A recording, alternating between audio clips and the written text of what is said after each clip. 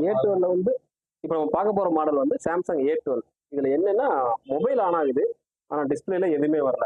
எழுத்து வரல, லைட் வரல, எதுவுமே வரல. ஆனா ஆன் பண்ணா வைப்ரேஷன் மட்டும் வரும்.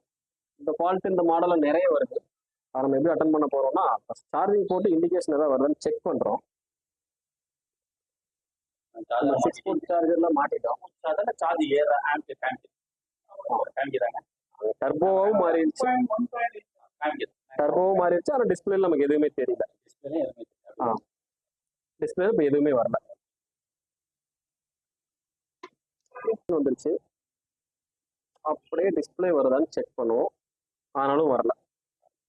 மதர் போர்டு மிதமான சூடு வந்துருச்சு அப்படின்னா மொபைல் ஆன் ஆயிடுச்சு, ஆனால் டிஸ்பிளேல எதுவுமே வரல.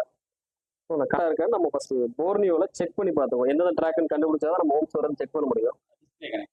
டிஸ்பிளே கனெக்டர்ல டயோடு வேல்யூ பார்க்க போகிறோம். அதுக்கு நம்ம முதல்ல செலக்ட் பண்ணிக்கிட்டீங்களா? ஃபர்ஸ்ட் செலக்ட் பண்ணி காமிச்சிட்டீங்களா?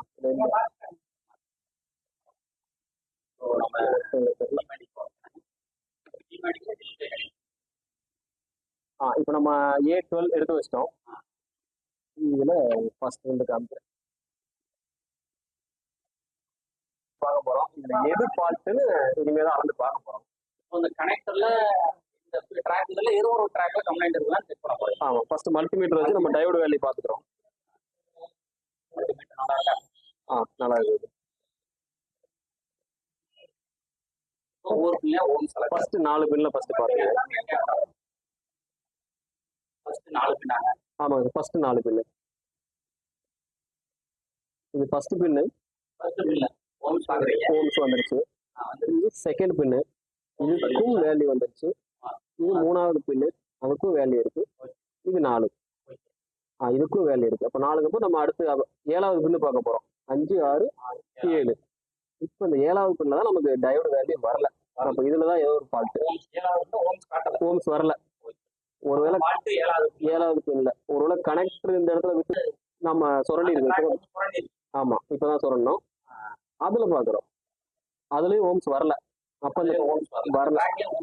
அப்ப கனெக்டர் நல்லா இருக்கு, இந்த ட்ராக்ல தான் பிரச்சனை.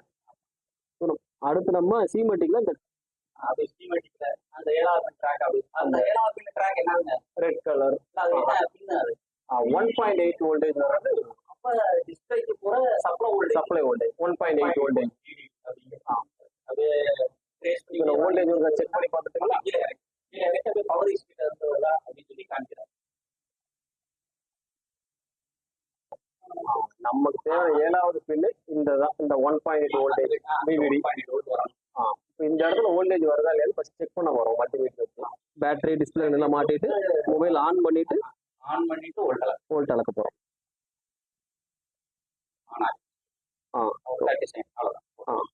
வைப்ரேஷன் வந்துருச்சு. ஸோ அந்த ஐசி கிட்ட அப்படியே போறீங்க.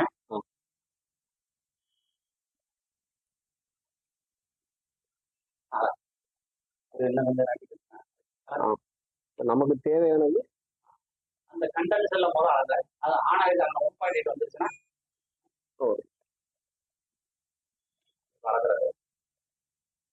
இந்த கண்டென்ஸ்ல வர வேண்டிய அந்த கண்டென்ஸ் எல்லாம் வோல்ட் வருதா?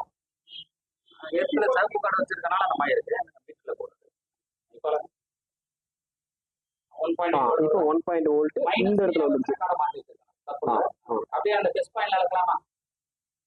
அப்படியே அந்த டெஸ்ட் பாயிண்ட்ல நேரா வச்சாலும் நமக்கு 1.8 வர வோல்ட் இடத்துல 1.2 தான் வருது. வோல்டேஜ் குறைஞ்சா அந்த இடத்துல ஆம்பியரும் குறைஞ்சிருதுன்னு இருக்கு. அந்த இடத்துல வோல்ட் வரல 1.2 தான் வருது. வரல. இந்த பவர் ஐசில இருந்து வரதே வரல. அதெல்லாம் ஃபால்ட். ஆமாங்க சார். சரி, இப்போ இந்த ஃபால்ட் டெம்பரரியா இப்போதைக்கு நம்ம இதுதான் ஃபால்ட் வரனால தான் கம்ப்ளைண்ட் கன்ஃபார்ம் பண்றபடி இதுல நம்ம ஜம்பர் கொடுத்தோம்னா டிஸ்ப்ளே வந்துருச்சு. கண்டென்ஸ்ல 1.8 வோல்ட் இருக்கு. அங்க கொடுத்து ஆன் பண்ணி பார்க்க போறோம்.